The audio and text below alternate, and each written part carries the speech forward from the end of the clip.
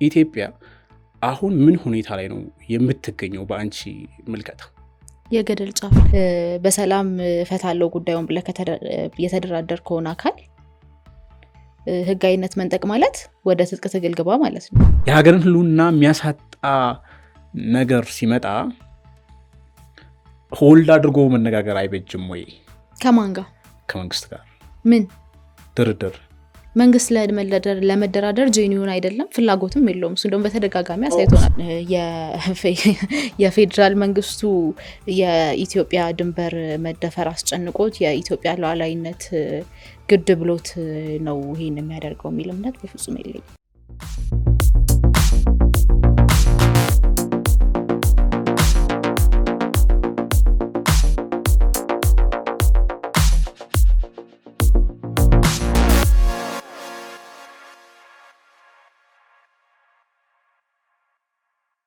ሰላም ጤና ይስጥልን። በመላው ዓለም የምትገኙ ውድ የአንድ አፍታ ቤተሰቦች እንደምናላችሁ። እነሆ አንድ አፍታ ወጋችን ተጀምሯል። የዛሬው አንድ አፍታ ወጋችን የኢሃፓ ዋና ጸሐፊዋ ምስጢረ ስላሴ ናት። ከምስጢረ ስላሴ ጋር ኢትዮጵያ አሁን የምትገኝበትን ወቅታዊ ጉዳዮች አንስተን እነጋገራለን። አብራችሁን እንድትቆዩ በአክብሮት እንጋብዛለን። ምስጢረ እንግዳይ ስለሆንሽ በጣም አመሰግናለሁ። እኔም ስለጋበዝከኝ አመሰግናለሁ። መልካም። እንግዲህ ዛሬ ከአንቺ ጋር ለመነጋገር የወደድ ነው ኢትዮጵያ አሁን ምን ሁኔታ ላይ ነው የምትገኘው የሚለውን ሰፊ አጀንዳ ይዘን፣ ነገር ግን እያንዳንዱ ጉዳዮች ለምሳሌ የግጭት ጉዳዮችን እነሱ በምን መንገድ ነው ወደ ሰላማዊ መንገድ ሊቀየሱ የሚሉትን ፌዴራል መንግስቱ ከህወሓት ጋር የገባበትን ውጥረት፣ እንደዚሁም ደግሞ ኢትዮ ኤርትራን፣ አማራ ክልል የፋኖ ኃይሎችና የመንግስት ውጊያ፣ እንደዚሁ ደግሞ ኦሮሚያ ክልል ያሉ ጉዳዮች አሉ። በዋናነት የሰላምና ጸጥታ ጉዳዮች ላይ ፎከስ አድርገን እነጋገራለን። እንዳንድ ፖለቲከኛ የመጀመሪያው ጥያቄ የማደርገው ኢትዮጵያ አሁን ምን ሁኔታ ላይ ነው የምትገኘው በአንቺ ምልከታ? የገደል ጫፍ ላይ ነው የምትገኘው ብዬ ነው የማስበው። እንደ አንድ ፖለቲከኛ፣ እንደ ደግሞ መረጃዎች እንደሚከታተል ደግሞ ከዚህ በፊት በጋዜጠኝነት ስራ ላይ እንደነበረ ሰው ኢትዮጵያ የገደል ጫፍ ላይ ነው የምትገኘው ብዬ አስባለሁ። ለዛም እንግዲህ ብዙ ምክንያቶችን፣ ብዙ ማኞችን ማቅረብ እንችላለን፣ ወይም ደግሞ ሎጂካሊ ሪዝን ማድረግ እንችላለን።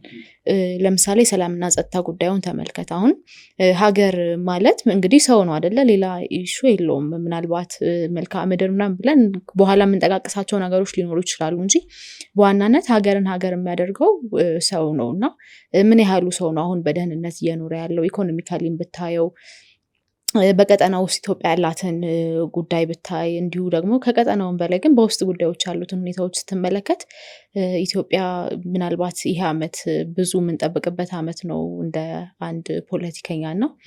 ይሄ ዓመት እንትን ካለፈ በኋላ ምናልባት እጣ ፈንታዋ እኛ ኮላፕስ የሚያደርግበት ሁኔታ ነው ብለን ነው የምናስበው፣ የምንወስደው።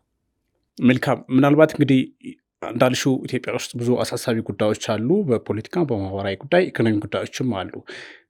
ግን ምንድነው ብዙዎች የሚሟገቱበት ኢትዮጵያ አሁን እንዳልሽው ኮላፕስ ወይም ደግሞ ወደ መፍረስ ደረጃ የሄደች ነው የሚለው ጉዳይ በብዛት አሁን ኢትዮጵያ ውስጥ ያለው ሁለት ጎራ አለ።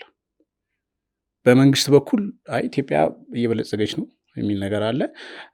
በተቀናቃኞች በኩል ደግሞ ኢትዮጵያ ወደ ገደል እየሄደች ነው አንቺ እንዳልሽው ይላሉ። ግን ደግሞ አማካይ መንገድ ላይ ቆሞ ወደ ብልጽግናም እየሄድን አይደለም፣ ወደ ገደልም እሱም አለብን። ጉዳዩን ጀኒኒ በደንብ ችግር እንዳለብን አምነን መፍታት ነው እንጂ የሚሻለው አንዱ እየበለጸገች ነው አንዱ እየፈረሰች ነው በሚል ጉትቻ ሀገራችን እንዳናጣት የሚል ስጋትም ያላቸው ወገኖች አሉ። እሱን አትጋሪም? አልጋራም። መሬት ላይ ያለው እውነታ ነው መመልከት ያለብን። በተለይ ከጥቂት ጊዜ በኋላ ይሄ አዎንታዊነት የሚባል የመጣው የሆነ አይነት እንትን አለ። ጥሩ ነገር ካሰብን ጥሩ ነገር እናገኛለን። መሬት ላይ ምንም አይነት ስራ ሳትሰራና መሬት ላይ ያለው ሪያሊቲ ደግሞ የተለየ ሆኖ ሳለ፣ በተቃራኒ ሆኖ ሳለ ጥሩ ነገር ከተመኘኝ ይሄ እንመኝና እናገኛለን፣ በአእምሯችን ያሰብነው ነው እኛ ጋር የሚመጣው ምናምን የሚባል የሆነ ከሆኑ ዓመታት ወዲህ በተለይ ባለፉት ጊዜያት እንደ መንግስትም ሲቀነቀን ያለ ጉዳይ አለና እኔ እንደ ሰው እንደ አንድ ዜጋ ብትጠይቀኝ የማየው መሬት ላይ ያለውን ሀቅ ነው። መሬት ላይ ያለው እውነታ ነው። በሚሊዮን የሚቆጠሩ ዜጎች እየተራቡ ባለበትና ደግሞ ሁሉም ሰው የህልውና ትግል አለብኝ ብሎ የህልውና ስጋት አለብኝ ብሎ ጦር አንስቶ የሚታገለው ጦር አንስቶ እየታገለ በሰላማዊ መንገድ ታገላለ ያለው በሰላማዊ መንገድ ከመቼውም ጊዜ በበለጠ እየታገለ ባለበት ሁኔታ ኢትዮጵያ እየበለጸገች ነው ወይም ደግሞ ኢትዮጵያ ልትፈርስ ትችላለች ብለን ካሰብን ሀገራችን እናጣለን የሚል ሀሳብ እኔ አይዋጥልኝም። ምክንያቱም ቅድም እንዳልኩት እንደ አንድ ዜጋ መሬት ላይ ያለው ሀቅ ምንድን ነው ብለን ስንጠይቅ እንደ ተቃዋሚም አይደለም እንደ መንግስትም አይደለም፣ እንደ ዜጋ ግን ምን ያህሉ ዜጋ ኢትዮጵያ በልጽጋለች ብሎ ያስባል ወይም ደግሞ ኢትዮጵያ አትፈርስም እያለ ያለው ከድሮ በበለጠ አሁን ምን ላይ ነው ያለው የሚለውን ነገር ስትመለከት ሚዛኑ ወዴት እንደሚደፋ ሁላችንም የምናውቀው ነውና እኔ ይሄ የምናስበውን እናገኛለን በሚል ነገር አልስማማም። የምንሰራበትን መሬት ላይ ያለውን ሀቃችንን ነው የምናገኘው። ወደ ግል ጫፍ ኢትዮጵያን እየወሰዳት ያለው አካል ማን ነው ብለሽ ነው የምታስቢው በአንቺ ግምገማ?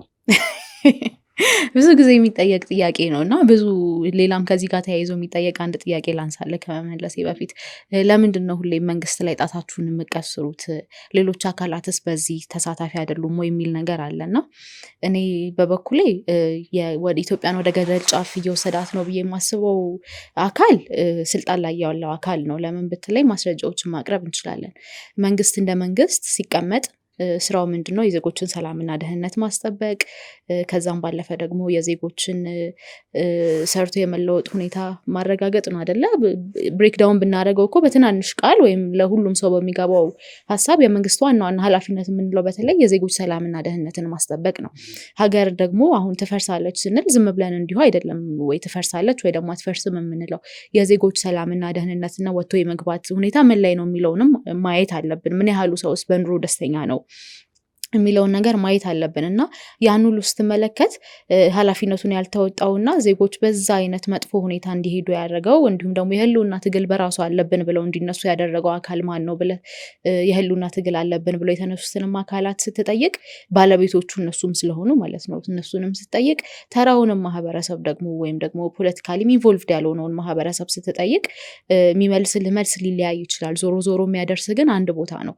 ባንኩም ታንኩም በተለምዶ እንደሚባለው ያለው አካል ነው ሰላምና ጸጥታን ማረጋገጥ የሚችለው። በሆደ ሰፊነት ልትለው ትችላለ፣ ፖሊሲዎቹን በማስተካከል ልትለው ትችላለ።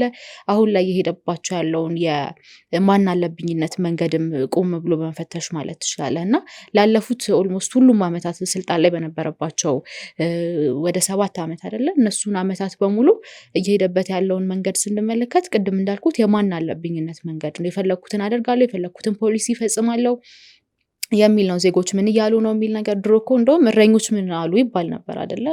ህዝቡ ጋር ያለው ስሜት ምንድን ነው?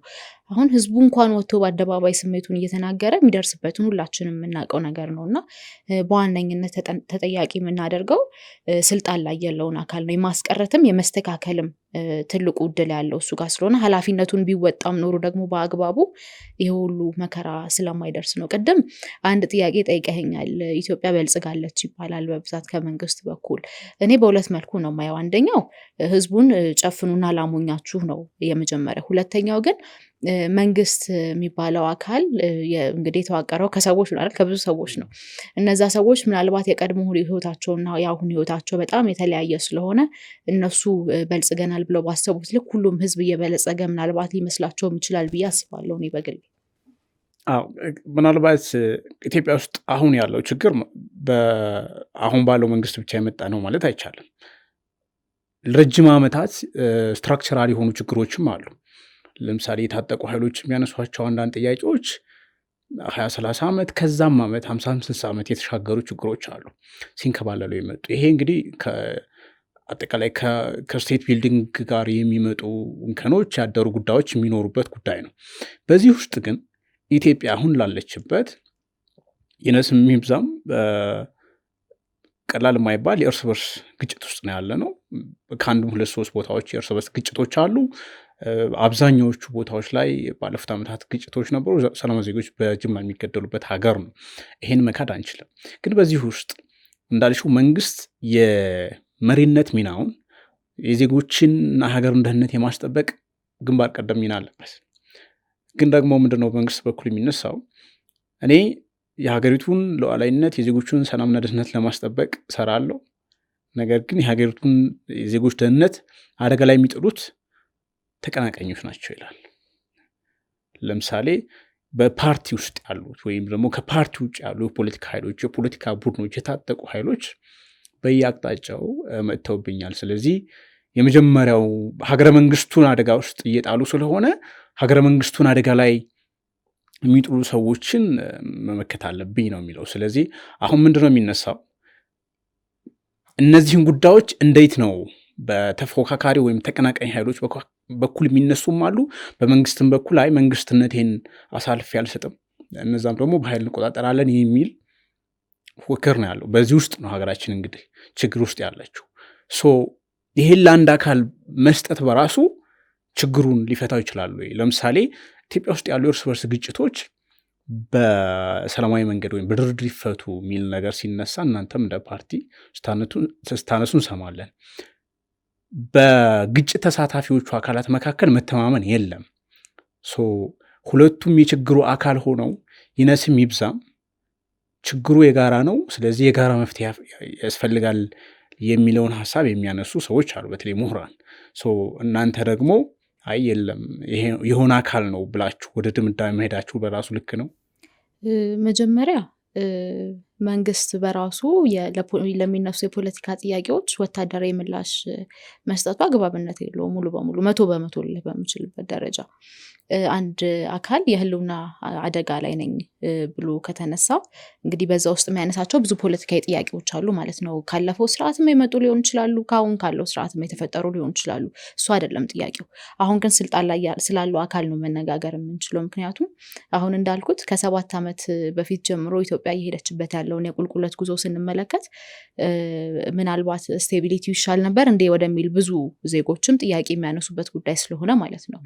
ያም ሆነ ስልጣን ላይ እስከተቀመጠ ድረስ አባንደን ማድረግ አይችልም። ያለፈው ተንከባሉ የመጡ ችግሮች ሊባል ይችላል።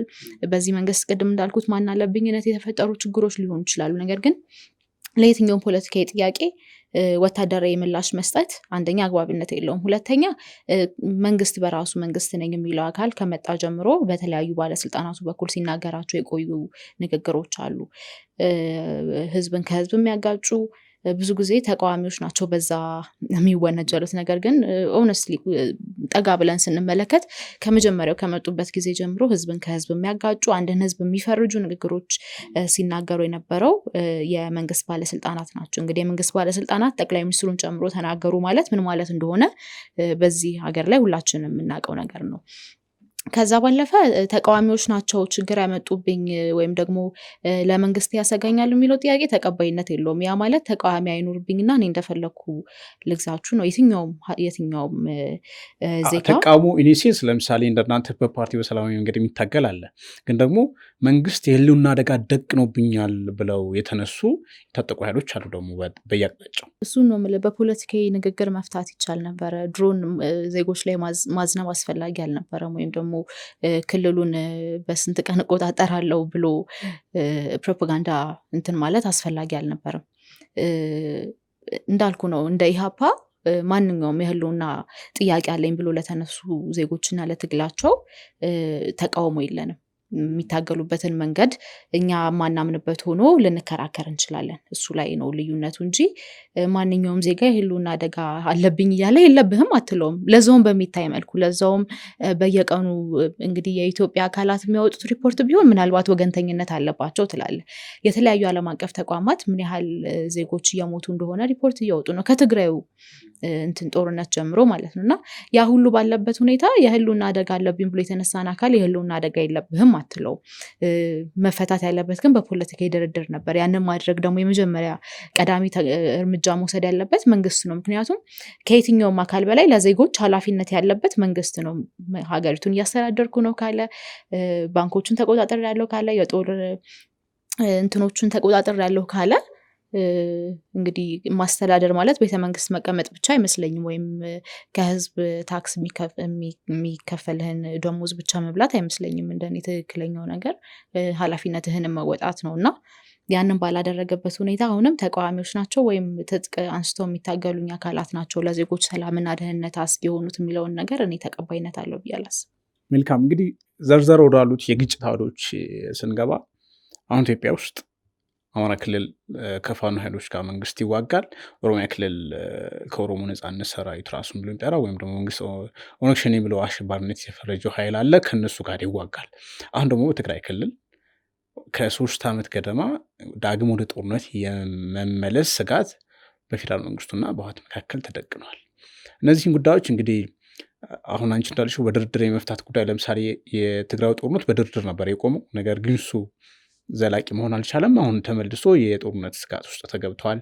ኦሮሚያ ክልል ውስጥ ያለውን ግጭት እንደዚሁ ለመፍታት ከአንድ ሁለት የሙከራዎች ተደርገው ነበር እንደምናውቀው። አማራ ክልል ያለውንም እንደዚሁ በቃል ደረጃ ነው። በእርግጥ ተጨባጭ ነገሮች አልመጡም እስካሁን ድረስ። እንደዚህ አይነት ነገሮች አሉና መንግስት እነዚህን ግጭቶች በሰላማዊ መንገድ የመፍታት ፍላጎት አለኝ ይላል። ሶስቱንም ለመደራደር ዝግጁ ነኝ ይላል። ኦኬ።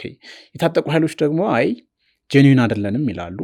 አንዳንዶቹ ለምሳሌ አማራ ክልል ያሉት የታጠቁ ኃይሎች የራሳቸው የወጥ የሆነ አደረጃጀት የላቸውም፣ ለድርድር አይመችም፣ ራሳቸው ደግሞ አይድርድርም አንፈልግም ሲሉ ይሰማሉና እነዚህ ነገሮች አንድን ለማድረግ ቅርጽ ለማስያዝ መንግስትም ከብዶታል።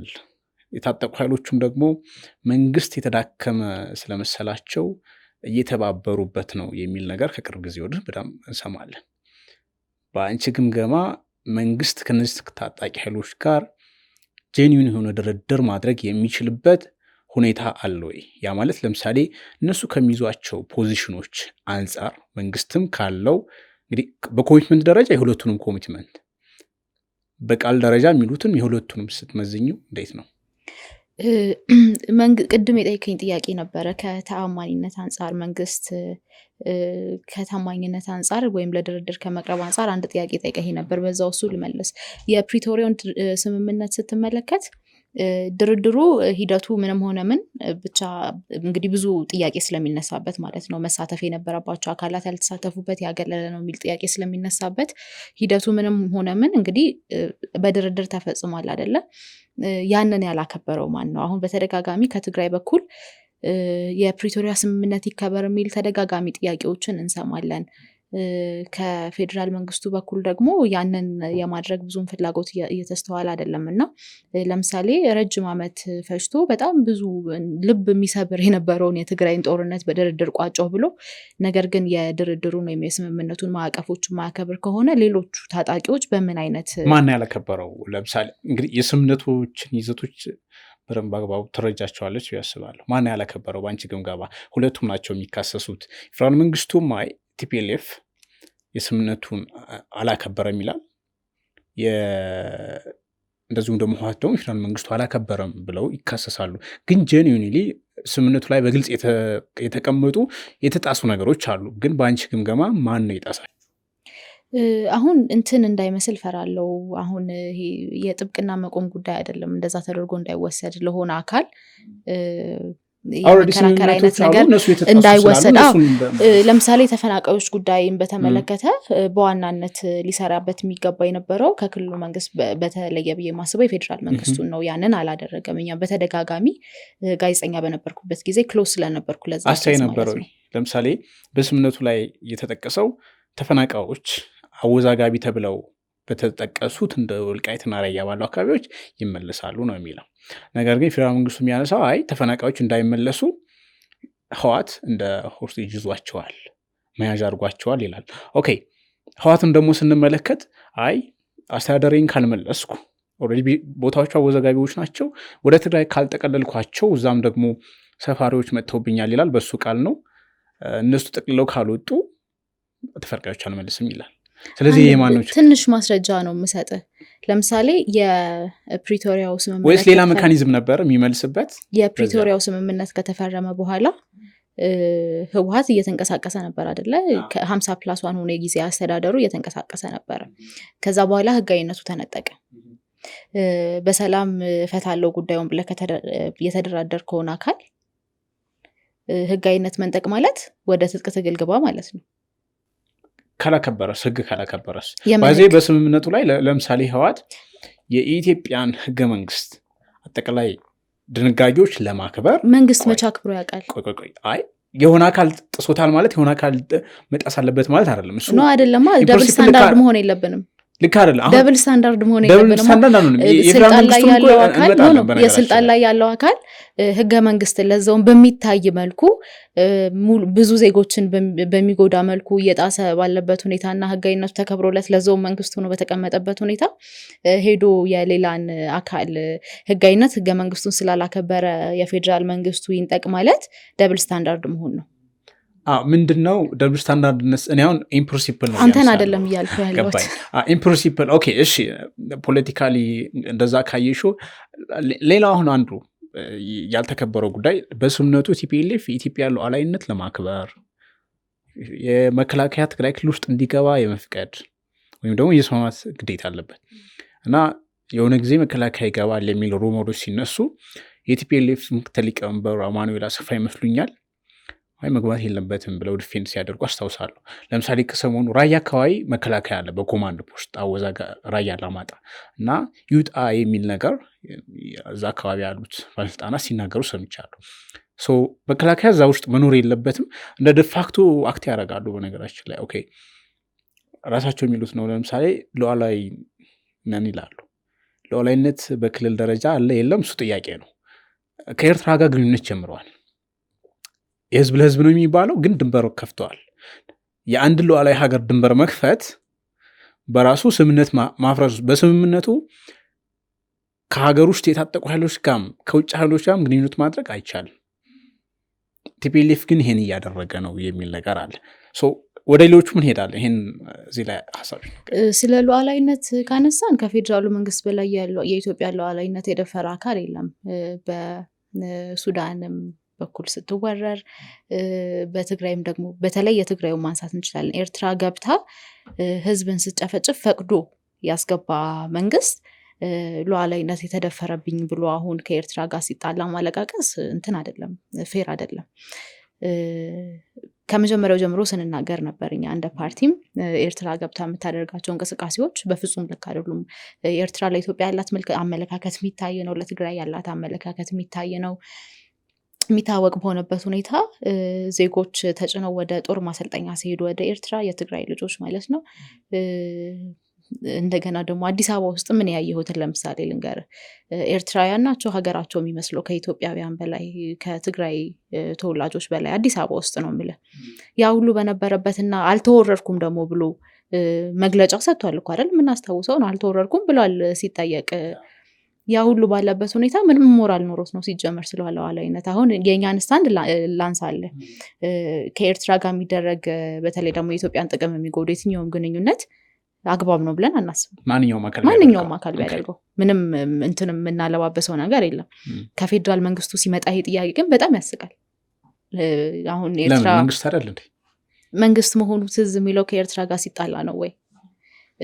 በተለይ እንደ ጀብድ ደግሞ የሚወራ ከጎረቤት ሀገር ጋር አንድም ጊዜ ተታኩሰን አናውቅም። የራሱን ሀገር ህዝብ አንድ ህፃን ሳይል ትልቅ ሳይል ሲቪል ሳይል ወታደር ሳይል የሚገል አካል እንግዲህ ፈርመን ነው ድሮን የምንልከው ተብሎ የለ ፈርመን ነው የድሮን ጥቃት ሲፈጸም ፊርማ ያላረፈበት የድሮን ጥቃት የለም እኮ ተብሎ ራሱ ጠቅላይ ሚኒስትሩ ናቸው ያሉት።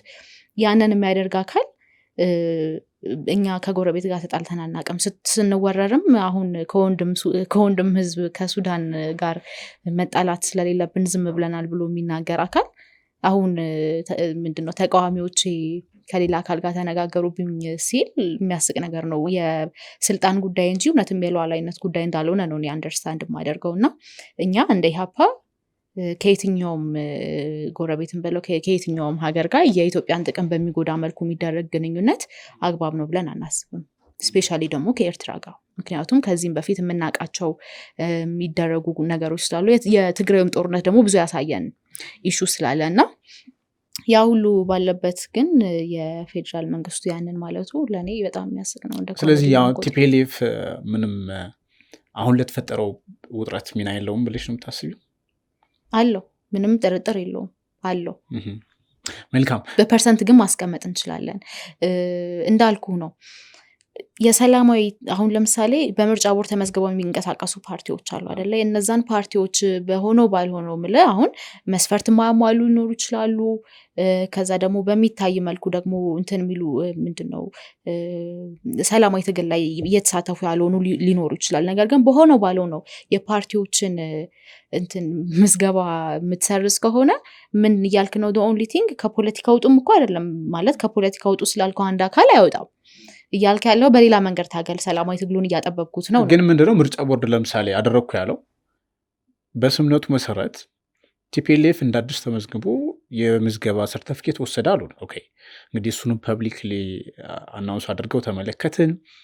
ከዚያ በኋላ ደግሞ በህጉ መሰረት ጠቅላላ ጉባኤ አድርግ ተባለ። አይ እውቅናውንም አልቀበልም ጠቅላላ ጉባኤም አላደርግም ማለት እንግዲህ ቢሃይንድ ምን ሆነ የሚለውን ነገር አሁን ይሄንን ኢሹ ማውራት ያለብን መች መሰለ ምርጫ ቦርድ ገለልተኛ አካል ነው ብለን ስናስብ እና ስናምን የመንግስት ተጽዕኖ የለበትም ብለን ስናምን ያኔ ዲስከስ ማድረግ ይቻላል። አሁን ምርጫ ቦርድም ገለልተኛ አይደለም። አሁን እኛ ብዙ ጊዜ የምንከራከረው ነገር አለ አይደል? በተቃዋሚ ፓርቲዎች በኩል በተለይ የገለልተኝነት ጥያቄ ባለበት ሁኔታ ምርጫ ቦርድ ያደረገው ነገር ማለት ሚዛን ማስጠበቂያ ነው ማለት ሚዛኑን የሚወስንልን ነው ማለት አንችልም። አሁንም ቢሆን ለቲፒኤልኤፍ የመከራከር ወይም የፌዴራል መንግስቱን ለመወንጀል የመፈለግ ጉዳይ አይደለም። መሬት ላይ ያለውን ነገር ስንመለከት ኢቨንቶቹን ስንመለከት ከመጀመሪያ ጀምሮ ያለውን ሁኔታ ስንመለከት ግን እኛም እንደ ፓርቲ አሁን ግድ የሚሉን ነገሮች አሉ። ለምሳሌ መንግስት ዛሬ ተነስቶ አልፈልጋቸውም ስላለ ወይ የሆነ ነገር አድርገዋል ስላለ ገለልተኛ ነው ብለን በማናስበው አካል መሰረዝ አንፈልግም እንደ ፓርቲ ገብቷል። ያ እኛንም የሚነካ ኢሹ ነው እንደ ፓርቲ። አክቹዋሊ እሱን የምርጫ ጉዳይ በሌላ ጊዜ ልንመለስበት እንችላለን። ምርጫ እየቀረበ ነው እንግዲህ መንግስት ምርጫ ይካሄዳል ብሏል። ምርጫ ቦርድን ታምኑበታላችሁ አታምኑበትም? እሱን ሪክት እናያለን እኮ እንደ ሚዛን ግን ማስጠበቂያ አሁን መመልከት አንችልም ነው የኔ። ኦኬ ሌላው ጥያቄ ምናልባት አሁን ከዚሁ ከቲፒኤልኤፍ እና ከፌዴራል መንግስቱ አሁናዊ ውጥረት ጋር በተገናኘ የኢትዮጵያ ውጭ ጉዳይ ሚኒስቴር ጌዲዮን ጢሞቴዎስ ከሰሞኑ ለተባበሩት መንግስታት ድርጅት ዋና ጸሐፊ አንቶኒዮ ጉተሬስ ደብዳቤ ጽፈው ነበር። እዚህ ደብዳቤ ላይ ህወሓትና ኤርትራ ተባብረው ኢትዮጵያ ላይ ጦርነት ሊያውጁ ነው የሚል ነገር፣ ጽምዶ በሚል የጀመሩት ግንኙነት መሬት ላይ በደንብ በግልጽ እየታየ ነው የሚል ነገር ነው። በእርግጥ ህዝብ ለህዝብ የሚል ስም አለው፣ ግን ድንበር እስከ መክፈት የደረሰ ግራውንድ ላይ የሚታይም ነገር አለ። ሲቀጥል ደግሞ ኢትዮጵያ ውስጥ ያሉ ታጠቁ ኃይሎችን ሁለቱም ኃይሎች ሞቢላይዝድ እያደረጉ ነው፣ በፖለቲካም በገንዘብም በትጥቅም እየደገፉ ነው ይላል። ለምሳሌ ፋኖን በስም ይጠቅሳል። እንግዲህ ኦሮሚያ ክልልም እንደዚሁ ያሉት እንቅስቃሴዎች ከቅርብ ጊዜ ወዲህ የምንሰማቸው ኢትዮጵያ ውስጥ ያሉት የመንግስት ተቀናቃይ በተለይ የታጠቁ ኃይሎች ራሳቸውን ልዩነቶቻቸውን የተለያየ ጎራና ያላቸው እሱን አጥበው መንግስትን መጣል አለባቸው የሚል ሀሳብ ይሰማል። በብዛት ይህ ሀሳብ የሚሰማው ወይ ከታጠቁት ኃይሎች በኩል ደጋፊዎቻቸው በኩል ወይም ደግሞ ውጭ ያሉ የፖለቲካ ኃይሎች አሉ፣ ፖለቲከኞች። ይሄ ነገር ሲነሳ ኢትዮጵያ ውስጥ አሁን ባለው ሁኔታ ማንንም አሸንፎ ሀገር ማስቀጠል አይችልም። ስለዚህ የሚበጀው መንግስትም የመንግስትነት ሚናውን በልኩ ተወጥቶ የታጠቁ ኃይሎችም ወደ ጠረጴዛ መጥተው ተዳድረው አሁን አንቺ እንዳልሽው ኢትዮጵያ እየሄደችበት ያለውን አደጋ መቀልበስ ነው የሚሻለው እንጂ የታጠቁ ኃይሎች ተባብረው መንግስት ስለተጣለ ብቻ ኢትዮጵያ ትቀጥላለች ማለት አይደለም የሚል ሀሳብ ይነሳል። አንቺ እንደ ኢህአፓ አይደለም የምጠይቅሽ፣ አንዳንድ ፖለቲከኛ ምንድን ነው የሚታይሽ ከዚህ አንጻር? እኔ ትልቁ ኢሹ ነው ብዬ የማስበው መንግስት የመቀየር ጉዳይ አይደለም። ከዛ በኋላ ምንድነው የሚፈጠረው የሚለው ነገር ነው በበለጠ ነው የሚያሳስበኝ። ስጋታቸው እሱ ነው። አዎ ከዛ በኋላ ምንድነው አሁን እንግዲህ መንግስት የሄደበት ያለው ነገር ለራሱም የሚበጅ ስላይደለ ምን ያህል መቀጠል ይችላል አይችልም የሚለው ሌላ ጥያቄ ነው። እሱን ዲስከስ ማድረግ ይቻላል። ነገር ግን በራሱም መንገድ ሆነ አሁን እንደተባለው ደግሞ ኃይሎች ተባብረው መንግስት ቀየሩ። ኦኬ ሶ ዋት? ከዛ ምንድነው የሚፈጠረው? እየተባበሩ ያሉት ኃይሎች በጋራ ደግሞ አሁንም ከዛ ፖስት መንግስትን ከመቀየር በኋላ እንትን ማለት ይችላል። መንግስት ሆኖ መቆም ይችላል። መንግስት ሆኖ ከመቆም ደግሞ እንደ አንድ ደግሞ ማስቀጠል ይችላል ወይ? የበለጠ ደግሞ እሱ ጥያቄ መነሳት አለበት ብዬ አስባለሁ። እንደኔ ተቃዋሚ ኃይሎች የሚያደርጓቸው ትብብሮች ጥሩ ናቸው ብዬ ነው የማስበው። ምንም ጥርጥር የለውም። እንግዲህ አሁን ኢህአፓ ማለት እንዴት አድርጌ ላስረዳ ይመስሉኛል ከሚላቸው ጋር በሰላማዊ ትግል ይታገላሉ ከሚባሉ አካላት ጋር የሚያደርጋቸው ትብብሮች አሉ። ከዛ ባለፈ በትጥቅ ላይ ያሉትን ደግሞ ስንመለከት ቅድም እንዳልኩት የህልውና ጥያቄ እንዳለባቸው ተናግረዋል። የላቸውም የማለት ሞራሉ የለንም፣ እሱንም አናምንም። የሚታገሉበት መንገድ ግን ከኛ ተቃራኒ ነው። እነሱ የሚሄዱበትን መንገድ እንትን የማለት ፍላጎትም የለንም፣ አስተያየት የመስጠትን ፍላጎት የለንም በዛ ላይ። ነገር ግን የተቃዋሚ ኃይሎች አጠቃላይ ትብብር ግን አስፈላጊ እንደሆነ እናምናለን። ትብብሩ መሆን ያለበት ሰላማዊ ሲሆን እንግዲህ አሁን ሁለት መንገድ ነው። ለምሳሌ እናንተ እንደ ኢህአፓ እና ሌሎች ያላችሁ ፓርቲዎች ትብብር መሰረታቸው የቅንጅት ኢሹን ብቻ አይደለም ማለት ነው። ለምሳሌ በአይዲዮሎጂ አሁን እኛ እንደ ኢህአፓ ማናስነካቸው የኢትዮጵያ ሉዓላዊነት፣ አንድነት የሚባሉ እንትንም አንላቸው ነገሮች መሰረታዊ ነገሮች አሉ። ከዛ በፊት የሚቀድመው ግን ያው ህልውና ነው አይደለ? ከዚህ አንጻር ነው ያነሳሁልሽ። ለምሳሌ አሁን እነዚህ የታጠቁ ኃይሎች ሀገር የመሆን ሀሳብን የሚያቀነቅኑ አሉ። ለምሳሌ እንግዲህ ኦሮሚያን ክልል ውስጥ የሚንቀሳቀሱ ኃይሎች ረጅም ጊዜ እንደዛ አይነት ሀሳብ እንዳላቸው እንሰማለን፣ በአደባባይ ሲነገር ነበር። አሁን እንግዲህ እሷ አለ የለም አናውቅም። በህወሓት በኩል ደግሞ ቦልድሊ የሚነገር ነገር ሀገረ ትግራይን መሰርታለን ይላሉ በደንብ በግልጽ። ይሄንን በአደባባይ ትግራይ ውስጥ አሁን በጣም ትልቅ ኢሹ ኢትዮጵያ ውስጥ ትግራይ ኢትዮጵያ ውስጥ መቀጠል የሌለባት የሚል ነገር ነው። ስለዚህ የሀገርን ህልውና አደጋ ውስጥ ወይም ደግሞ እናንተ የምታምኑበትን ጭምር እንደ ፓርቲም እንደ ዜጋም አንቺ የምታምኝበትን የሀገርን ህልውና የሚያሳጣ ነገር ሲመጣ ሆልድ አድርጎ መነጋገር አይበጅም ወይ? ከማን ጋር? ከመንግስት ጋር ምን ድርድር? መንግስት ለመደራደር ጄኒውን አይደለም፣ ፍላጎትም የለውም። እሱ ደግሞ በተደጋጋሚ አሳይቶናል። ስለዚህ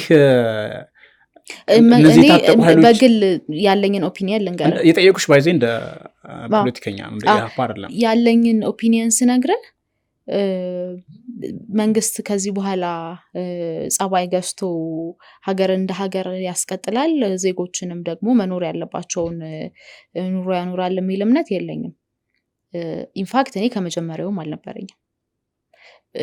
ግን ደግሞ ምናልባት አንዳንድ ጊዜ ጀጅመንታል አለመሆን አለ አይደለ? እንትን ትላለህ፣ ቁጭ ብለህ ትመለከታለህ፣ ያለውን ነገር ታያለህ። ባየኋቸው ጊዜያት በየጊዜው መጀመሪያም ትክክል ነበርኩ እንድል እያደረገኝ የመጣ ስርዓት ነው አሁን ያለው ስርዓት።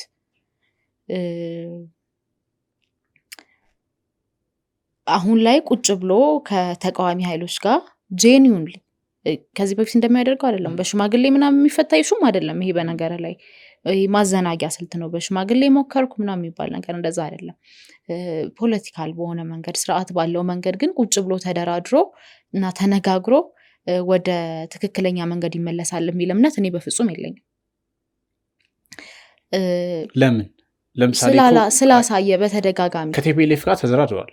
ድርድሩ የተደረሰ ቆይ አሁን እንደገና ሌላ መምጣቱ በራሱ እንትን ነው። ኦልሬዲ እኮ ጦርነቱን ማስቆም ችሏል። በነገር ላይ ግዴታ ነው። ውለታ እየዋለልን አይደለም። ውለታ አይደለም ለህዝቡ ውለታ እየዋለ አይደለም። የመደራደር እንትን ፍጹም እንትን የለውም ስላልሽ ነው እንግዲህ አዶ ነው የሆነ የፖለቲካ ኃይል የመደራደር ኢንተረስት በውጤት አይደለም ሊኖረው ይችላል። ግን ምንድነው በውጤት አይደለም የሚለካው? ሜቢ ጀርኒን ነው ወይስ ደግሞ ጉዳዮቹን የሚነሱን ኮዞች በደንብ አድሬስ ለማድረግ ጀርኒን ነው ወይም ፈቃደኝነት አለ የለውም የሚል ጥያቄ ሊነሳ ይችላል እንጂ ቶታሊ ምንም ኢንተረስት የለውም። ለምሳሌ የሆነ አካል መንግስትን ወይም የሆነ ታጠቀ አካል ህልውናውን የሚፈታተን አደጋ ከመጣበት ህልውና ምን ሊደራደር ይችላል። ስለዚህ ስልጣኑን ከሀገር አንድነትን በለው ከህዝብ ሰላም ደህንነት በላይ ቢያደርግ ነው ኢትስ ፋይን ብለን ልናልፍ አንችልም፣ ወይም ሪዝን ልንሰጥለት አንችልም። መጀመሪያ ያልኩት በነገራችን ላይ ኢትዮጵያን አሁን መንግስት ቢፈርስ ነገ ምን ሊመጣ እንደሚችል እስከ መበታተን የሚደርስ አደጋ ሊመጣ እንደሚችል በደንብ እንደ ማሳያ የሚሆኑ ነገሮችን ጭምራቸው የሚያነሱ ወገኖች አሉ። ስለዚህ ይህን ስጋት ለማስቀረት የታጠቁ ኃይሎች ተባብረው መንግስት ከሚጥሉ መንግስት የሁሉንም የታጠቁ ኃይሎች ኮዝ በአግባቡና በልኩ አድሬስ አድርጎ መቀጠል አለበት የሚል አንቺ እንዳልሽው መንግስት የመደራደር ፍላጎት የለውም ካልሽ ለምሳሌ ፍላጎት ቢኖረው ምን ማድረግ ይችል እንደነበረ ላስረዳ። መከላከያ ከአማራ ክልል ያስወጣል። እንዴት ይውጣ? ቆያ ላስረዳ። ያስወጣል፣ ተኩስ ያቆማል፣ ዜጎችን በድሮን መግደሉን ያቆማል። እኔ የሚጠበቅብኝን ሄጃለሁ እና ቀሪው የእናንተ ነው እንደራደር። ሊያደርጉትም እኮ ላያደርጉትም ይችላሉ።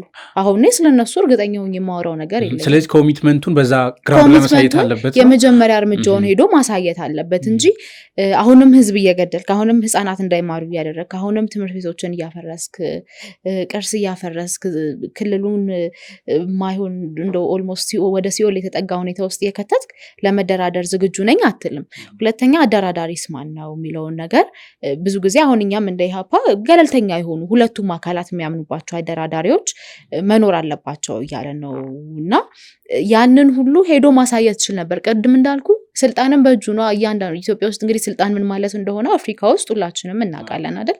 ያ ሁሉ እንትን ፖዚቲቭ ሳይድ በሱ ጎን ሆኖ፣ ያ ሁሉ ጥቅም በሱ ጎን ሆኖ በቀላሉ አሁን ያልኩህን ነገሮች በማድረግ ሌላውን ተው፣ መከላከያ ማስወጣት ምናምን ተው፣ ተኩስ ማቆም፣ አለመግደል፣ ገብተዋል፣ አለመግደል በራሱ ኮሚትመንቱን ማሳያ ነበር። ያንን ለማድረግ አልፈቀደም። ያንን ለማድረግ ባልፈቀደበት ሁኔታ እንዴት እንደራደር፣ ተደራደሩ ምናምን የሚልም ነገር ለማውራት እኮ አንዳንድ ጊዜ ጄኒዩኒቲ ያስፈልጋል አይደለ? የሚታዩ ግራውንድ ላይ ያሉ ነገሮች ያስፈልጋሉ። አሁን እኔ እንግዲህ የነሱ ምርጫ ነው የሚሄዱበት መንገድ እንዳልኩ ነው። እዛ ላይ ኮሜንት የማድረግ ፍላጎት የለኝም።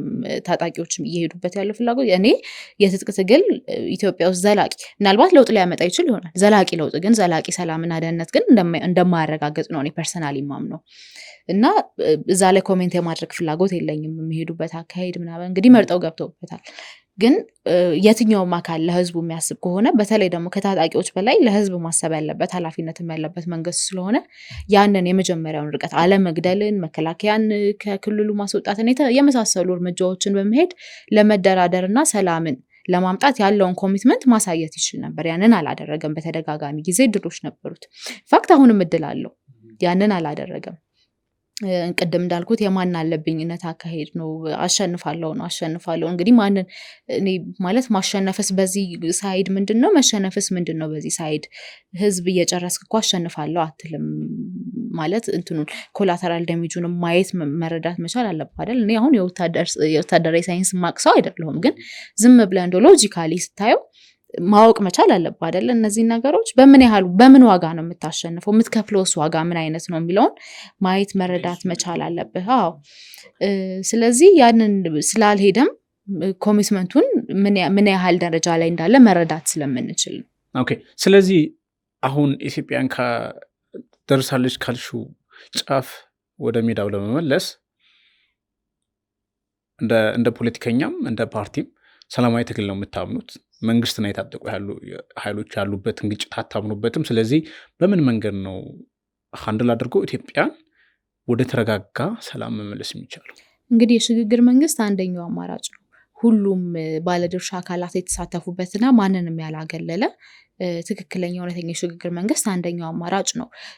ቅድም እንዳልኩ ግን እኔ ቀጣይ ምን እንፈጥራለን፣ ቀጣይ ምን ትሆናለች እቺ ሀገር የሚለው ነው የበለጠ የሚያሳስበኝ። ምክንያቱም ቅድም እንዳልኩት እየተሄደበት ያለው መንግስትን በራሱ እየሄደበት ያለው አካሄድ ጥሩ ስላይደለ ለራሱም ቢሆን ነው ማውራ መጨረሻው ምን እንደሚሆን መገመት የሚከብድ አይደለም፣ ከተለያዩ ሀገራት ተሞክሮን በመነሳት ማለት ነው። ግን ያ ከተፈጠረ በኋላ እንግዲህ በራሱም መንገድ ሆነ በኤክስተርናል ፋክተር ሆነ መንግስት ከተቀየረ በኋላ ምንድን ነው የሚሆነው የዚች ሀገር ዕጣ ፈንታ የሚለው እኔ እንደ አንድ ሰው እንደ አንድ ዜጋ ያሳስበኛል። ስለዚህ እኔ ፐርሰናሊ ምናምን አለው በተለይ ተቃዋሚ ነን የምንል ኃይሎች ተቃዋሚ ናቸው የሚሉ ኃይሎች እንግዲህ እኛ እንዳልኩት የእያንዳንዱ ተቃዋሚ ኃይል ፍላጎት ምናምን እንትኑ የተለያየ ነው። ግን ደግሞ ያንን ፍላጎትም ደግሞ ዲስከስ ማድረግ የምንችለውና ልዩነታችንን በራሱ ይሄ ነው ለማለት የምንችለው ይሄ አምብሬላው ሲኖር ነው አይደለ? ሀገር ስትኖር ነው። ስለዚህ መጀመሪያ እኛም ደግሞ ሰርቫይቭ ማድረግ ስንችል አሁን ከዚህ ምን ያህል ዛችን ሰርቫይቭ እናደርጋለን? ኢትዮጵያ ውስጥ ነው የምንኖረው፣ የሚካድ እንትን አይደለም። ወተን መግባታችን ጥያቄ ውስጥ የሆነበት ሀገር ነው እንደ ዜጋ ሁሉም ሰው ማለት ነው። እንደ ፖለቲከኛ ደግሞ ዲግሪው ከፍ በሚል ሁኔታ ምክንያቱም አሁንም እስር ቤት ላይ ምን ያህል ሰው እንዳለ እናውቃለን፣ በፖለቲካ ኢሹ፣ በጋዜጠኝነት ኢሹ። ስለዚህ ያ ሁሉ ባለበት እኔ መጀመሪያ መኖር አለብኝ አይደለ? ለመነጋገርም ለመደራደርም። እኔ ደግሞ መኖር የምችለው ሀገር ሰላም ስትሆን ነው። ሪያሊቲ ውስጥ ስለሆነ ስለዚህ መጀመሪያ ሁላችንም ፎከስ ማድረግ ያለብን የህዝብን ሰላምና ደህንነት ማስጠበቅ ላይ ህልውናችንን ማስቀጠል ላይ ህልውናችን አትሊስት ምን አይነት እንደው ሀገር እናስቀጥልም የሚል ነገርም ለማምጣት እኮ መጀመሪያ እኛ መኖር ህልውናችን መቀጠል ጥያቄ ውስጥ መግባት ስለሌለበት እሱ ላይ ነው ፎከስ ማድረግ ያለብን። የሚነሱ ልዩነቶች አሉ በጣም በብዙ የፖለቲካ ኃይሎች አንዳንድ ጊዜ የኢጎም ችግር አለ ፖለቲከኞች ላይ እንደተረዳሁት በተለይ ረጅም ዓመት ፖለቲካ ላይ የቆዩ ሰዎች ብዙ አይነት ግንኙነቶች ስለነበሯቸው ፖለቲካሊ ነው ማወራ የኢጎ ችግርም ይኖራል። ከዛ ደግሞ የስልጣን ፍላጎትም ሊኖር ይችላል የማይካድ ነገር ማለት ነው። ብዙ መቀሳሰሮች አሉ ብዙ አይነት አለ። አዎ ግን እሱንም ለመሆን መኖር አለብን። ሀገርም እንደ ሀገር መቀጠል አለበት። እንደው በኋላ እኮ የሽግግር መንግስት አድርገን ከዛ ምርጫ ምናምን ተደርጎም ስንል የሚመርጠንም እኮ ህዝብ ያስፈልጋል አይደለ? ህዝቡም በራሱ ሰርቫይቭ ማድረግ አለበት መኖር አለበት። እንግዲህ ይሄ ሰብአዊነቱ ሞራሊቲውን ምናምን ትተው እንዲመርጠን እንኳን መኖር አለበት።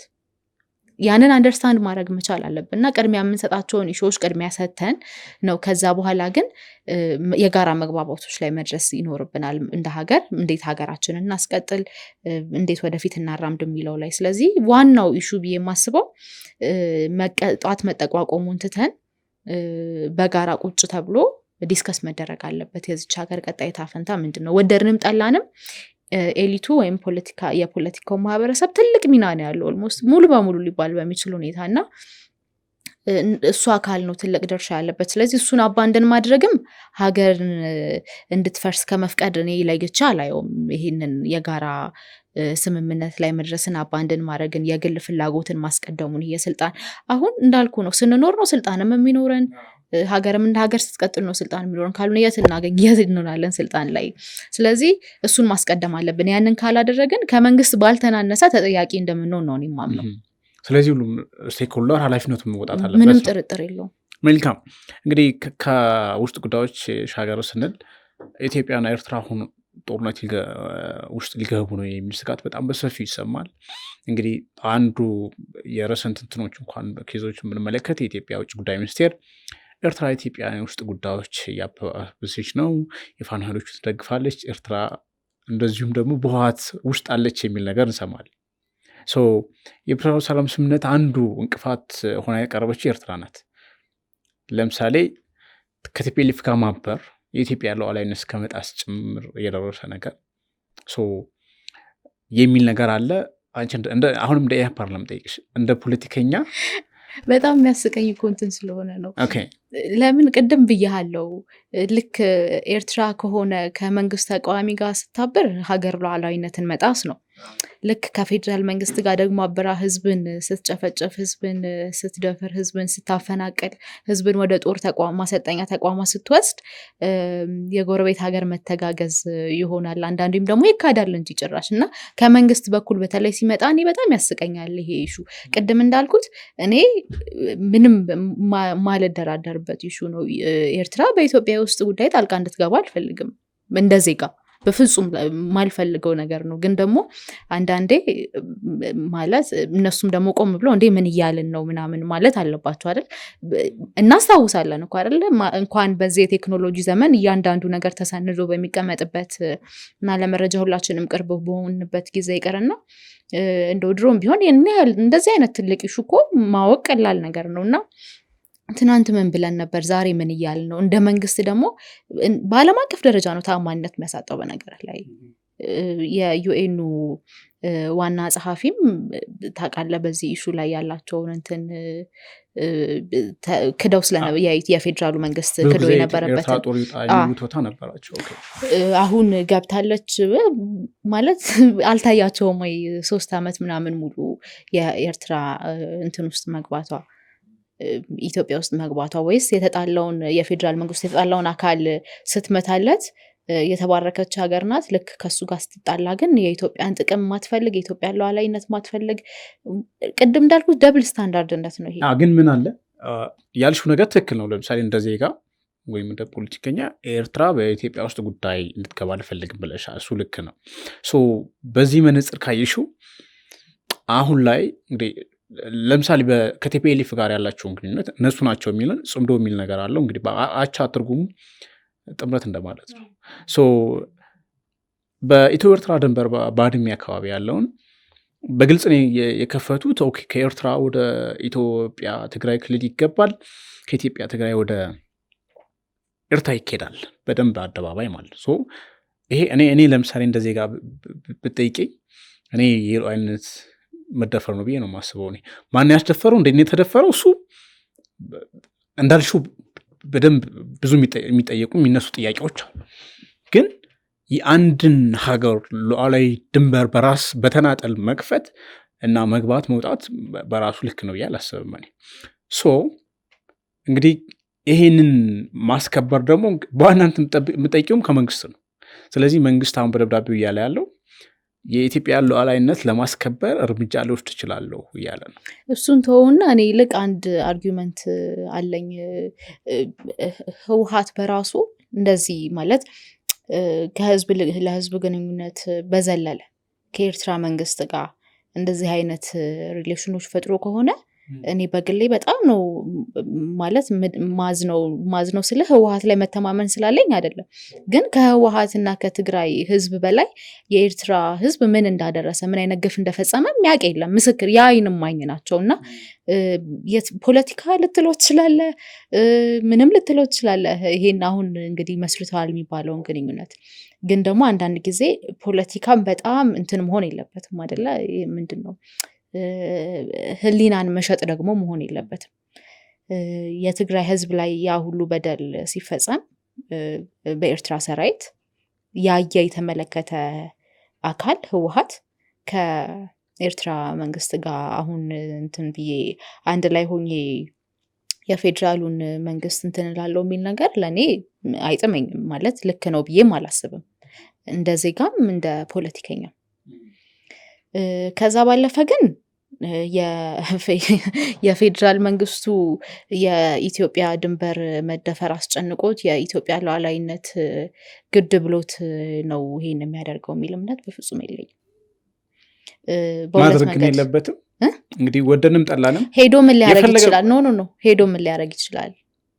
ብዙ ጊዜ በሰላም ማስጠበቅ መንገድ ከሆነ ካልሆነ ደግሞ በኃይልም ቢሆን አሁን የኤርትራ ጉዳይ የሉዓላዊነት ጉዳይ ብቻ አይደለም። በነገር ላይ ይሄ የምንድነው ሞብ ድጋፍ የማግኘት ኢሹ እንደሆነ አድርጌ ነው የምረዳው።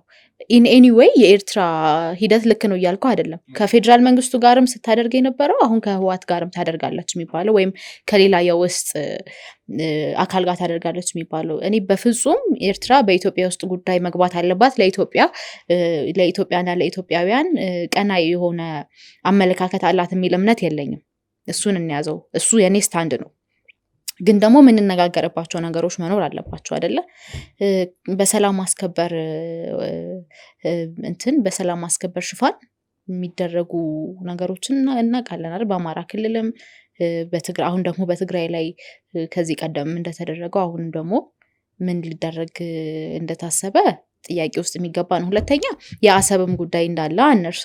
የባህር በር ጉዳይ ለምሳሌ ይሄን ጉዳይ ጥያቄውን ላንሳና ስላነሳችሁ ትቀጥይበታለሽ። ኢትዮጵያ የባህር በር ጥያቄ አላት።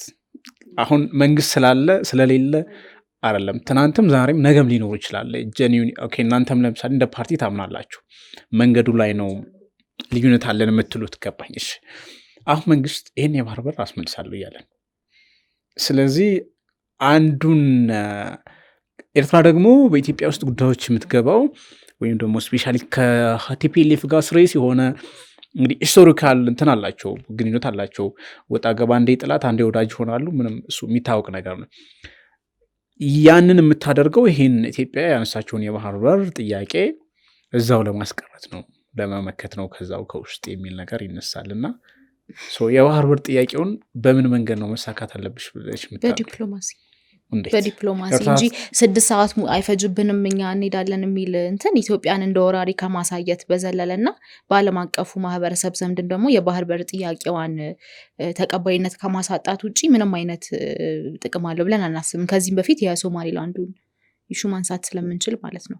ትክክለኛ ፍላጎት የባህር በር ቢሆን ሶማሊያ ለመነጋገር ዝግጁ ነኝ ብላ በፕሬዚዳንቷ በኩል ተናግራ ነበር። አክሰሱ ሲ ነው ባዜ ኢትዮጵያ ውስጥ እኛ እያነሳን ያለ ነው። አሁን ለምሳሌ ኤርትራም ሶማሊያም ወይም ደግሞ ኬንያም ሊሆኑ ይችላሉ አክሰሱ ይሰጡናል በጦርነት ይፈቅዳል። ቆይ ገባኝ። አሁን ኢትዮጵያ የምትፈልገው ስፔሻሊ ከአሰብ ጋር ከኤርትራ ጋር ሂስቶሪካሊ የኢትዮጵያ የባህር በር ነበር። ስለዚህ ኤርትራ ስትገነጠል ያለ አግባብ ኢትዮጵያ የባህር በር አልባ መሆን አልነበረባትም። ጥያቄው ጀኒን ከሆነ እሱ መሳካት አለበት። አሁን ልዩነቱ በጦርነት ነው በዲፕሎማሲ ነው? ዲፕሎማቲክ መንገዱ ያስኬዳል ላያስኬድም ነው ጥያቄ። ስለዚህ ባልተገባ መንገድ ያጣነውን የባህር በር ባልተገባ መንገድ ማስመለስ አለብን ማለት ነው። ይሄ ደግሞ ከጊዜውም ጋር መሄድ አይደለም፣ የኢትዮጵያንም ክብር የሚመጥን ጉዳይ አይደለም። አሁን በጣም በተደጋጋሚ ይወራል አይደለ? 6 ሰዓት እኮ አይፈጅም ከዚህ ሄደን እኮ የባህር በሩን መቆጣጠር እንችላለን ወይም አሰብን መቆጣጠር እንችላለን። ኤርትራ ዝም ብላ ታያለች ወይ? ሄዶ የሚዋጋውስ ማን ነው? ሄዶ የሚዋጋው በራሱ ይሄንን ለማሳካት መቼም ጦርነት ነው አይደለ? ቀጣዩ ስቴፕ የሚሆነው ኤርትራ የአሰብን ኢትዮጵያ መታ ስትወስደው መቼም ቁጭ ብላ እጅና እግሯን አጣጥፋ ታያለች የሚል እምነት የለኝም። አላቅም አንተ ካለ። ስለዚህ በዲፕሎማሲ ካልሆነ ምልህ እንደው እኔ የመጀመሪያም ቢሆን ጠቅላይ ሚኒስትሩ ከመጡ በኋላ መንገድ አሁን ለምሳሌ አንዱ የሚነሳው ያኔ የጫጉላ ልጃቸው ላይ እንደዛ አይነት ኢሹ መች ተነሳ እንዴ? አሁን ስትጣላ ነው እንዴ እኔ አሰብን እቆጣጠራለሁ ምናምን የምትለው? ያኔ ምንድነው ይሄ በቃ እንደው እፍ በተባለበት ሰዓት ላይ የግለሰብ ግንኙነት በነበረበት ሰዓት ላይ እኔ አሁን የኢትዮጵያና የኤርትራ ግንኙነት ኦርጋናይዜሽናል ነበር ብዬ አላስብም። አልነበረም ብዬ ነው የማስበው።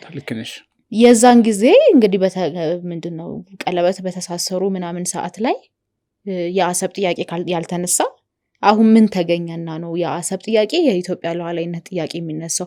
ይሄ ቅድም እንዳልኩ ከመጀመሪያም ጀምሮ የዚህ መንግስት ባህሪ ነው ብዬ የማስበው ፖፑሊስት የመሆን ይሄ በሆነ መንገድ ህዝብ የሚፈልገውን በማሰማት የህዝብን ተቀባይነት ታገኛለሁ እንጂ የባህር በር እንትን ኖሮት ነው ብዬ አላስብም። ከባህር በር በፊት ብዙ የሚቀድም ጉዳይ ያላደረገ መንግስት፣ የራሱን ህዝብ በጅምላ እየገደለ ያለ መንግስት የባህር በር የኢትዮጵያ እድገት ያሳስበኛል እና የባህር በር ስለሚያስፈልገኝ ሄጂ በ6 ሰዓት ውስጥ አሰብን እቆጣጠራለሁ የሚለው ነገር እኔ ጄኒውን ጥያቄ ነው ብዬ አላምንም። አሁንም እየተከራከርኩ ያለሁት ኢትዮጵያ የባህር በር አያስፈልጋትም አይደለም። በእንደዚህ አይነት መንገድ ግን ጥያቄዋን እንዲኮስስ አልፈልግም። እንደ ዜጋ ዓለም አቀፍ ማህበረሰቡ ዘንድ እንደ ወራሪ እንድትታይ አልፈልግም። ወይም ደግሞ ትክክለኛ የሆኑ ጥያቄዋ ትክክል አይደለም ወደሚባል መንገድ እንዲሄድ አልፈልግም። ብዙም የዲፕሎማሲ መንገዶች ስላሉ ጥያቄዎች ማንሳት ይቻላል። ለምሳሌ እንደ ኢሃፓ ምን እናምናለን? በዛን ጊዜ አሰብ የተሰጠበት መንገድ ትክክል ስላይደለ ይግባይ ማለት ይቻላል። ያን ኬዝ ማንሳት በጣም ብዙ ነገሮች ኦኬ፣ በትንሹ እሱ ማንሳት ይቻላል። እንግዲህ የጦረኝነት ባህሪ ካልሆነ በስተቀር እኔ አሁን አይ ዶንት ኬር ኤርትራ ላይ ስለሚፈጠረው ነገር ኦነስቱ ቃድ እንደ ጎረቤት መሆኗ ከዛ እሷ ላይ የሚፈጠረው ነገር ወደኛ ምን እንትን ይላል የሚል ነገር ካልሆነ በስተቀር ለኢትዮጵያ መልካም ነገር ታስባለች ብዬ የማስባት ሀገር አይደለች፣ መንግስቷም ጭምር። ግን ደግሞ በሁለት መንገድ ነው ማየው። ለኢትዮጵያ የሚሰጣት ኢሜጅ ምንድን ነው? በትክክልስ የባህር በር የማግኘት ጥያቄዋን ያስመልስላታል ወይ? ወይም አሰብ የኢትዮጵያ ነው ብለን እናምናለን እሱን ያሰጣታል ወይ የሚለውን ጥያቄ ነው ማየው። በዚህ መንገድ እንደሚሆን አይደለም የምረዳው። ስለዚህ የመንግስትንም ጥያቄ ጄኒውን ሆነ ለኢትዮጵያ ከማሰብ ለኢትዮጵያውያን ከማሰብ እና 130 ምናምን ሚሊዮን ህዝብ እንዴት ላንድ ሎክድ ይሆናል ከሚል ጥያቄ ሳይሆን የህዝብን እንደው ጊዜያዊ ድጋፍ ለማግኘት አጀንዳ ለማስቀየር በውስጥ ያለበትን ውጥረት ለማዘናጋት እንደሆነ ነው እኔ አንደርስታንድ የማደርገው። ኦኬ፣ ይሄን ክሳውን ኤርትራም ታነሳዋል። ስለዚህ የነሱን እንትን እየተጋራሽ ነው ማለት ነው። እኔ ኤርትራ ታንሳው ማን ያንሳው አይደለም፣ ሎጂካሊ ግን እማየው እንደዛ ነው። ኤርትራ ብዙ ፍላጎቶች አሏት እኮ። ኤርትራ ኢትዮጵያን ስትከስ ነው የኖረው፣ ምንም አዲስ ነገር አይደለም። ኤርትራ በኢትዮጵያ ጥቅም መሀል እንድትቆም አልፈለግም። ሎጂኩን ከማየት ግን አያግደኝም። ይሄ ኢሹ ማግኘት የምንችልበት ሌላ ትክክለኛ የሆነ ሌጂቲሜት ሚንስ ስላለ ማለት ነው። ስለዚህ ኤርትራ አሁን በኢትዮጵያ ውስጥ ጉዳይ ኢንተርቬን እያደረገች ከሆነ ማን ዲፌንድ አድርጋት? መሆን የነበረበት መንግስት ነው። መንግስት ግን ያ ፍላጎት እንደሌለው ኤርትራን አስገብቶ የትግራይን ህዝብ ሲያስገድል፣ ሲያስደፍር፣ ግዛቷን ሲያስቀማ፣ ተጭነው ሲሄዱ ዝም ሲል ሲክድ አይተናል። ስለዚህ እሱ ያደርገዋል ብለን አናስብም። ልክ እንደሌሎቹ ችግሮች ሁሉ የኢትዮጵያ ሉዓላዊነት ማስከበርም አልቻለም መንግስት ብለን ነው የምናምነው። ስለዚህ መሆን ያለበት አሁን ምንድነው በቀጣይ ምን እናድርግ፣ እንደ ተቃዋሚ ሀገራችንን ምን ላይ እናድርስ፣ በምን መልኩ እናድርስ፣ በምን መልኩ እንተባበር የሚለው ላይ ነው ዲስከስ ማድረግ የምንችለው እንጂ እኔ ፐርሰናሊ ከዚህ በኋላ መንግስት አደብ ገዝቶ የኢትዮጵያ ሉዓላዊነት በትክክል ከልቡ ግድ ይለዋል ነው። እናንተ ጦር የላችሁም፣ በምንድን ነው አሁን ዲፌንድ የምታደርጉት? እኛ እኮ መንግስት ስልጣን ላይ ይቀጥልና መንግስት ጸባዩን ያስተካክል አይደለም ጥያቄያችን። ምክንያቱም አያስተካክልም፣ ደጋግሞ ባለፉት ዓመታት አሳይቶናል። ሁለተኛ ተቃዋሚ ስትሆን ሁለት ስራ ነው ያለ። አንደኛው በፓርቲ ፖለቲክስ ውስጥ በምርጫ ስልጣን መያዝ ነው አይደለ እንጂ ሁለተኛው ደግሞ እንግዲህ እስከዛ ያንን ታይም ቴብል ደግሞ ለምን እንጠቀምባታለን? መንግስትን እንመክራለን፣ ፖሊሶቹ ትክክል እንዳልሆኑም እናሳያለን፣ ትግላችንን እንቀጥላለን ነው አይደል ፖይንቱ። ያንን እያደረግን ቆይተናል። አሁን ግን መንግስት ይቀየራል፣ ምንድነው ይቀየራል ስለ ባህሪውን ይቀየራል የሚል እምነት የለንም። ስለዚህ በጦሩን ይዞም ይቀጥል አይደለም የኛ ፖይንት ልፈልጌ ነው። ጦሩ ያለው እሱ ጋር ነው፣ ምንም ጥርጥር የለውም። ግን እኛ ደግሞ እሱን ይዞ እንዲቀጥል አይደለም እየታገልንም ያለ ነው። በጣም አመሰግናለሁ ሚስጥር እንግዲህ ለሰጠሽኝ ጊዜ እግዚአብሔር ያክብረልኝ። እኔም አመሰግናለሁ። ወደ ቤተሰቦቻችን የዛሬውን አንድ አፍታ ተይዝ ላይ ቆይተናል። እንግዲህ ከሚስጥር ጋር ሌሎች ከምርጫ እንደዚሁም ደግሞ ከኢትዮጵያ የፖለቲካ ሌሎች ጉዳዮች ጋር ተገናኝ ሌላ ጊዜ ጉዳይ የምናደርግላችሁ ይሆናል። ጤና ይስጥልኝ።